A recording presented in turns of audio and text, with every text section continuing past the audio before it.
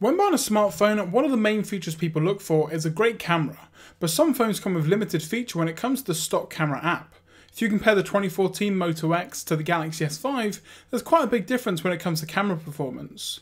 Some people may argue that the simple interface of the iPhone 6 is what makes it great for just taking the phone out of your pocket and snapping the perfect moment, but others want more when it comes to their smartphone, like manual exposure or multiple shooting modes. Can an application really improve the photos your camera produces? Some would say the added control over the photo is a great feature, but others will say it's a phone. If you want all these features, then get a dedicated camera, like a DSLR or a point and shoot like the great Sony RX100 Mark III. Well, today I'm going to compare 3 camera apps that I've been using to determine whether the stock camera app on my LG G3 is really worth it.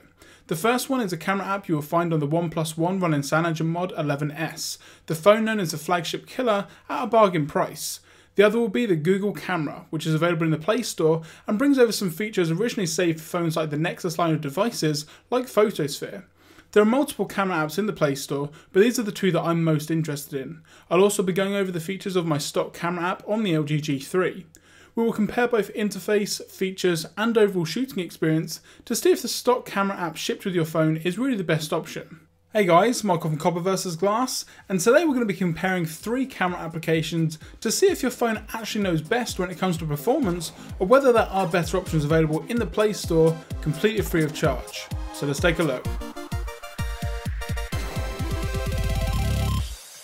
With flagship specs and some really great features, the OnePlus One is definitely a very nice device, and it runs the latest version of Cyanogen Mod 11S, and that's where I've got our first camera from. This is the exact same camera that you're going to get from Cyanogen Mod. Now the way that you guys can also use this camera is by downloading the APK and installing it on your device, although do beware that it doesn't work on some devices like the Nexus 5. So having a quick look at the actual interface itself to start with, you can see that you've got these main 2 pillars on the left and right of the display. This is where you're going to find the primary shutter button, and it's also where you're going to get additional features. For instance, the panorama mode, which unfortunately on my device doesn't work. Now do keep in mind guys that this is an APK from what is a rooted device running Cyanogen Mod, so some features may or may not work. In my case, the panorama mode is the only thing that doesn't. You then got photo mode just below, and you can see that it makes the screen a lot bigger, and you can also take pictures within this mode as well by tapping on the photo icon on the right hand side. Now you can't actually tap to focus, which is a bit of a disappointment, but you can zoom in. Now I'm pretty sure though that on the standard one on Cyanogen Mod you can tap to focus, so again that's a very limited thing that again unfortunately doesn't work. This is where you're going to find the rotation, which is obviously going to put it to the front facing camera, and you can also use all of the features which I'm going to get into in a second with the front facing camera. You then got the option for the flash to be automatic, on or off, and then you've got some additional settings in here. So for instance, you've got the exposure mode. You then also got some additional daylight and nighttime features as well to get the just that right scene. You've also got a countdown time as well, which you can select, and it also has a beep to let you know when it's going to get down to 0. You can also turn on or off location so that it geotags your pictures when you take them. This is also where you're going to find the effects, and there are a lot. I'm going to go into a bit more detail later on in this video portion, but there are a lot of different effects which definitely comes in handy for different scenarios. You've then also got the actual settings themselves, and again you've got a lot of features in here, whether it's changing the photo size or the video size or the quality, or doing things like turning on or off burst mode or changing the ISO. There's a lot of features in here. Within video you've got the option to change the size, whether it's HD or 720. You've also got a time-lapse event as well, and you can also change the video and audio codec, which I personally haven't seen in any other device. You then also got the general tab, which does things like allow you to use the power button or the volume button to take videos or photos, and you've also got left-handed use, which when you go back it flicks everything over to the left-hand side of the device for all you lefties out there. One feature that the LG G3 is known for is having a very quick autofocus. So if I just pinch to zoom here, you can see that it brings up a very nice effect of how far you're zooming in, and you can see that the tap to focus is very quick. Now I'm not sure if this is just the focus within my actual device itself, or whether you guys are going to have the same effect if you install this camera app, but just to let you guys know that in my case anyway, I found the focus to be extremely good. Now swiping up and down is what gives you all of the different effects. So you can see here that it's very simple to get through. All you need to do is just swipe up and then down, and again to get to the desired one, and then when you actually exit and come back into the camera, it's going to remember where you left off. So that's definitely good if you want to take a lot of pictures at night time and you don't want to keep going in and out of the settings to change the appropriate scene. Now one thing that I have found though is some of them don't look amazing. So things like mono and sepia look incredibly good, but then you do have things like solarize, negative, posterize, and then some not so great ones like emboss and sketch, which just kind of look a bit gross. But I found that overall the best one to keep on for me is definitely HDR. Next up is the Google camera, which is available directly from the Play Store, but keep in mind though there are some trade-offs. It only works with a phone or a tablet running KitKat, and things like Photosphere and Panorama require over a gig of memory and also a gyro sensor, so no luck for people there that have the Moto G. Again, looking at the interface, you can see here that you've got the columns down the left and right hand side. On the right hand side you can see there's a settings button which lets you go to HDR mode, turn on the grid, and also do things like timer and also switch it to the front facing camera, which in my case I have had some issues with. It does not always work on the first try, so again just something that doesn't necessarily work as well as it could do, which is definitely unfortunate because the camera is very simple and it's also very easy to use. I've also found that the HDR on this camera works incredibly well. If you slide across to the right hand side you can see that you get a menu that pops out from the left, giving you access to things like the video mode, which again has a very nice, very simple interface with a big shutter button on the left hand side.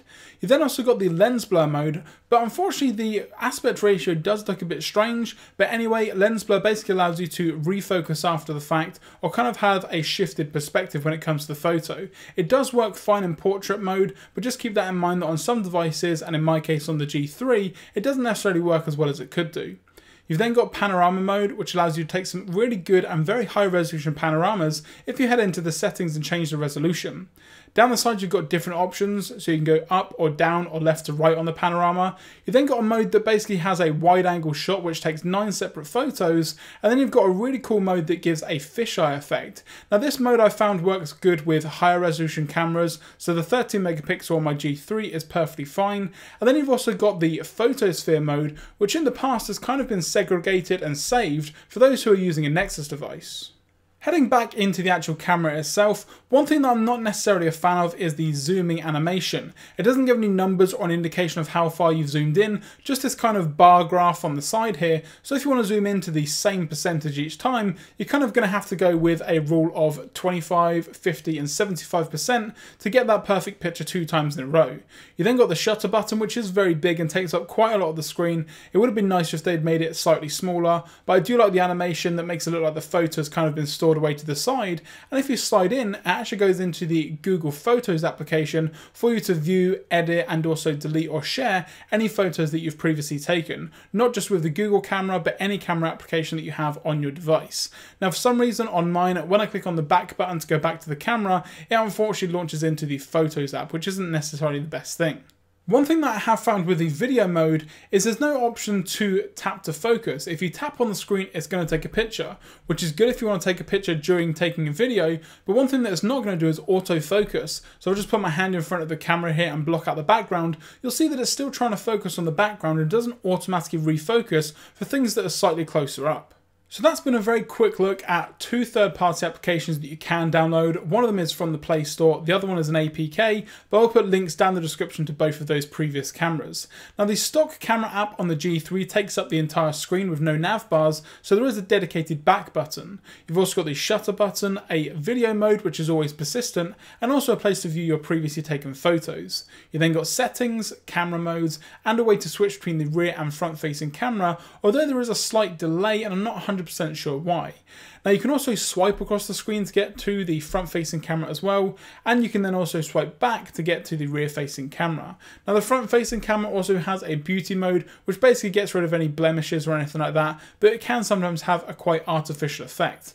Pressing the 3 dots in the bottom right hand corner takes you a very simple mode where all you do is tap on the screen and it will focus and take the photo for you. So this is a very quick and very easy way to take photos, but tapping on the button when it's in the normal settings mode, as you can see here, it will then just tap to focus and then you have to press the dedicated shutter button. In terms of the actual settings, you've got an option for grid, which has a nice animation when it comes in and out.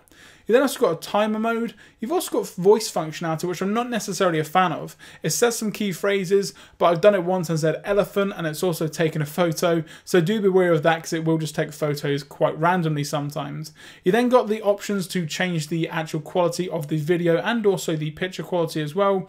Whether you're going from the lowest resolution of 3 megapixels all the way up to 13, or whether you're going from 128 frames per second 720 all the way up to 4K video, there's a lot of options in here. Now the 13 megapixel option does obviously have the bars on the left and right hand side due to the aspect ratio, so if you do want to have a widescreen photo, you're better off keeping it on 10 megapixels, although it will have lesser quality ever so slightly. You then also got a button for HDR auto, or on or off. I usually keep this on all the time, as I found that the HDR mode on here rivals that of the iPhone, which is probably the best for HDR. In mode, you've got some very nice options as well. You've got a magic focus mode, which basically just focuses as far as it can, far away, and as close as it can, and lets you change the focus after the fact, or put the whole photo into focus. That's definitely a nice option. The panorama mode is also very simple and very easy to use. You just press the shutter button once and move the phone from left to right or right to left, and it does the rest for you. You then also got a dual camera mode, which is basically stolen from the Galaxy S4 and 5, which allows you to use the front and back facing cameras at the same time. Now you can tap to switch it between the two, and you can also tap and hold to resize the window of where you are. You also have an arrow at the top, and when you press this, it's going to bring down a brand new menu of different frames that you can have with this dual photo mode that I'm looking at now. So you've got an instant camera. You've also got some split screen modes as well, where it does half and half, which are great for those reaction shots where you're going to be looking at what's in front of you and also your reaction, or just in general a group of people. So that's definitely a nice feature to have. Heading back into the camera mode now, if I just press on the take a video button, you'll see that the interface is very simple. There's a timer in the bottom right hand side, and because I'm recording in 4K, it only gives me up to 5 minutes. Now tapping on the screen unfortunately won't take a photo, which is a bit of a shame. Obviously what it will do though is refocus, although the camera itself does have continuous autofocus, so you don't necessarily have to worry about that too much. Now you can zoom in on video, and again it gives you a nice graph on the left hand side to show you how many times you're zoomed in my case 2.8, and again you can focus, and the focus on this camera is extremely quick even when you're using it in video mode. So what have we learned from this video? Well, if you're using a device like a Galaxy S5, HTC One M8 or any other flagship devices from 2014 like I am with the LG G3, then you're going to want to stick with the stock camera app that came with your device. It's optimized for the software and also the lens and camera that's built in, so that's definitely something to keep in mind. If though you are using a slightly cheaper end device, for instance something like a Moto G or even the slightly cheaper Moto E, then you may want to check out one of these other options, as they do offer some additional features, although there are some things that unfortunately aren't going to work. So that's definitely a shame.